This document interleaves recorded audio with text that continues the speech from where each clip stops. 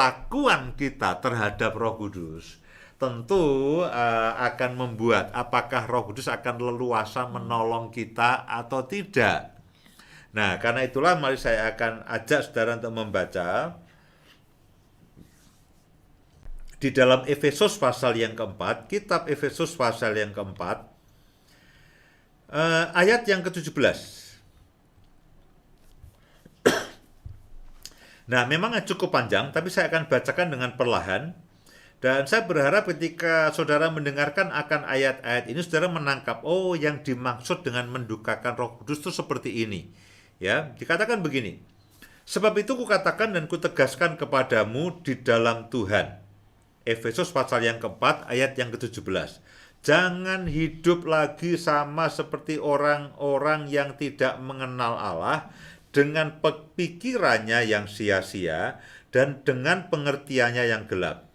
Jauh dari hidup persekutuan dengan Allah, karena kebodohan yang ada di dalam mereka dan karena kedegilan hati mereka.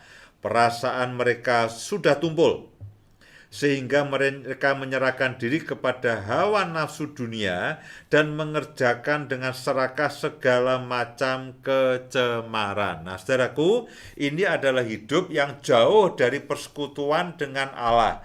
Dikatakan bahwa mereka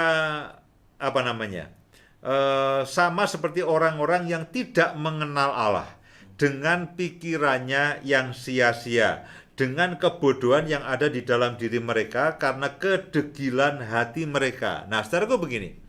Dikatakan bahwa hidup dalam persekutuan dengan Allah.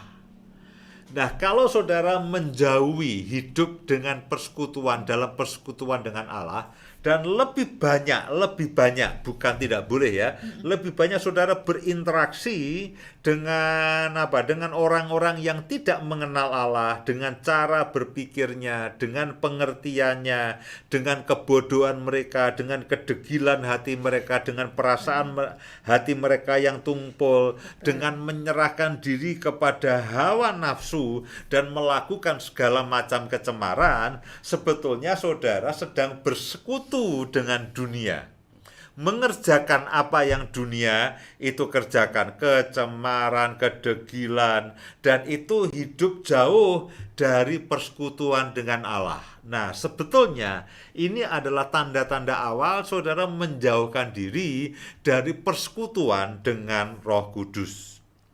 Nah, kemudian tetapi ayat yang ke-20, tetapi kamu bukan demikian. Kamu telah belajar mengenai Kristus, karena kamu telah mendengar tentang Dia dan menerima pengajaran di dalam Yesus, menurut kebenaran yang nyata dalam Yesus, yaitu bahwa kamu berhubung dengan kehidupan kamu yang dahulu harus menanggalkan manusia lama, yang menemui kebinasaannya oleh nafsunya yang menyesatkan, supaya kamu dibaharui dalam roh dan pikiranmu, dan mengenakan manusia baru yang telah diciptakan menurut kehendak Allah di dalam kebenaran dan kekudusan yang sesungguhnya.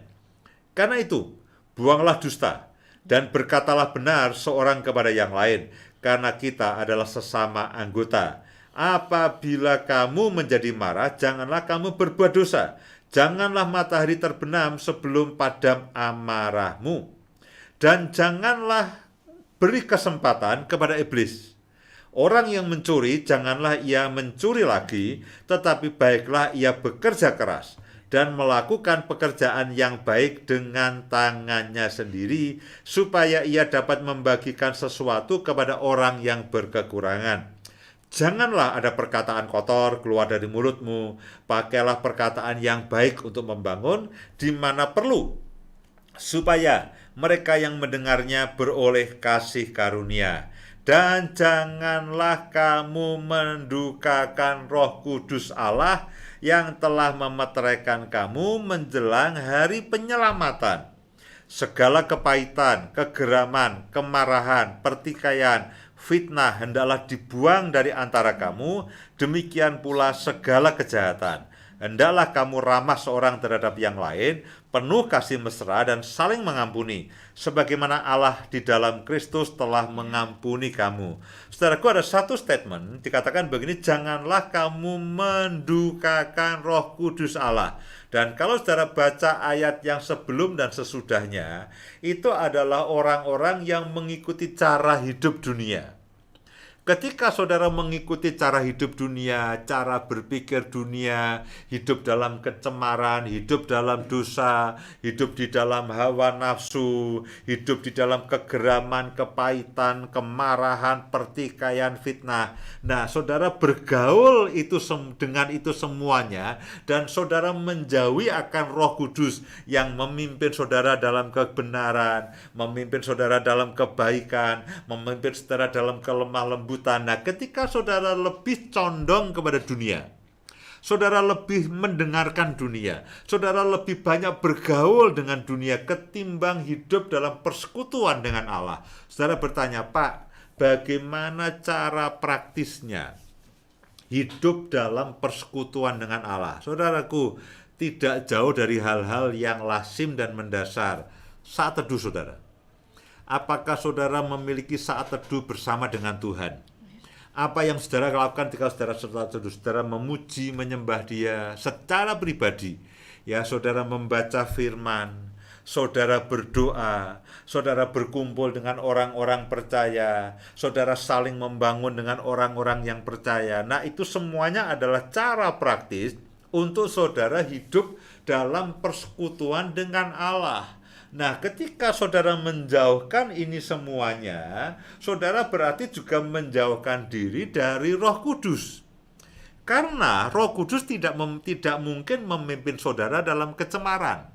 Kalau saudara memilih kecemaran, saudara memilih hidup dalam perzinahan, saudara memilih hidup mengikuti cara berpikir dunia, perasaan orang dunia, dan saudara menghabiskan waktu dengan semua kesenangan dunia, saudaraku, itu berlawanan dengan apa yang Roh Kudus pimpin.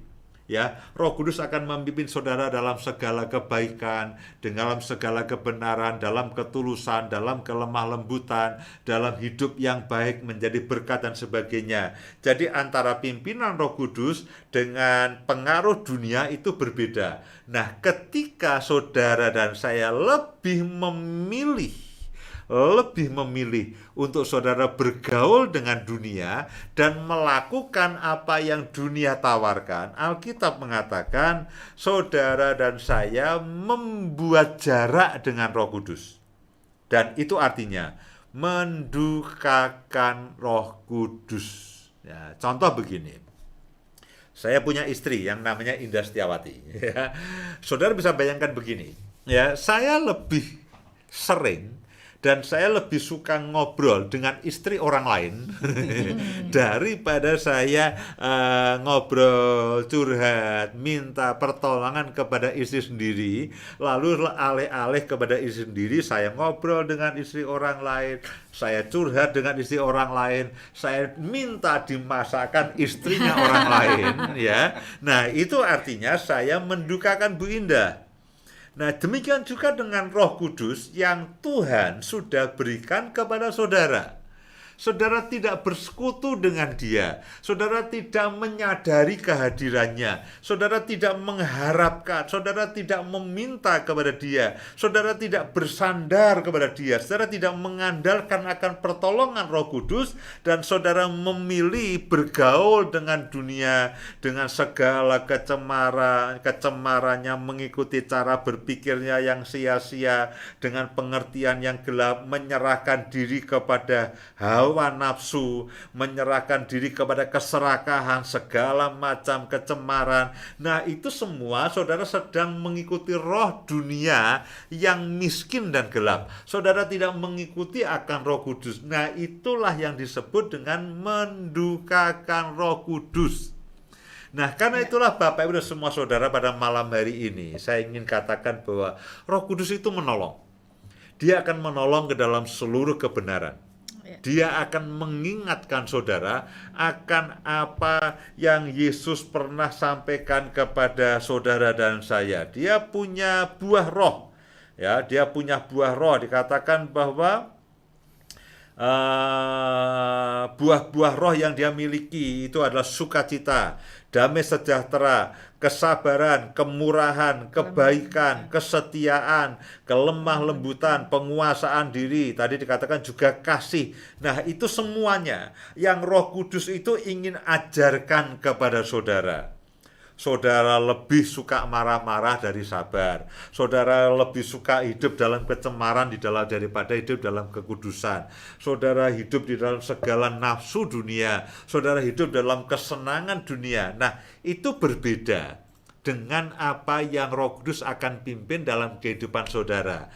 Nah, Alkitab mengatakan kalau kita menjauhkan diri, itu dikatakan bahwa kita itu mendukakan Roh Kudus.